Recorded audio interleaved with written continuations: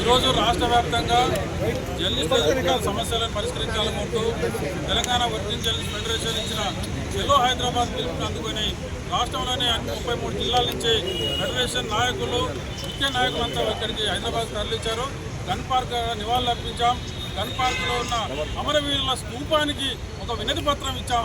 ఎందుకంటే పాలకులకు అధికారులకు ఇదివరకు ఎన్నోసార్లు వినతి పత్రాలు ఇచ్చాం, కానీ అవన్నీ పుట్టదాఖలైపోయి ఆ సమస్యలను పట్టించుకోలేదు. ఒక్క సమస్య కూడా పరిష్కరించలేదు. కాబట్టి ఇవాళ తెలంగాణ సాధించుకున్న, తెలంగాణ కోసం త్యాగాలు చేసిన, ప్రాణత్యాగం చేసిన అమరవీరుల స్తూపానికి మేము ఇలా మెమోరాండం ఇవ్వాల్సిన పరిస్థితి వచ్చింది. కాబట్టి తెలంగాణ తెచ్చుకున్న జర్నలిస్టులు తెలంగాణలో ఎంతో పోరాటం చేశారు. ప్రత్యక్షంగా పరోక్షంగా జర్నలిస్టులు కూడా తమ పాత్ర ఉంది.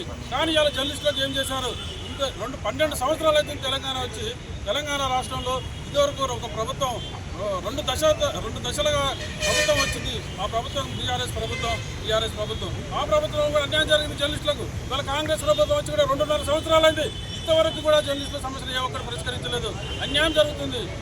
ఎంతోమంది ఇలా పేపర్లు పెట్టుకొని చిన్న పేపర్లు తెలంగాణలో బతుకుతున్నారు జర్నలిస్టులు. వాళ్లకు ఇవ్వాల్సిన అడ్వర్టైజ్మెంట్లు బిల్స్ 2.5 సంవత్సరాల నుంచి ఇవ్వలేదు, ఒక్క రూపాయి ఇవ్వలేదు. కానీ వాళ్ళు ఎట్లా బతకాలి, ఎట్లా వాటిని నడపాలి పత్రికలని, ఇలా మూసుకునే పరిస్థితి వచ్చింది పత్రికలని.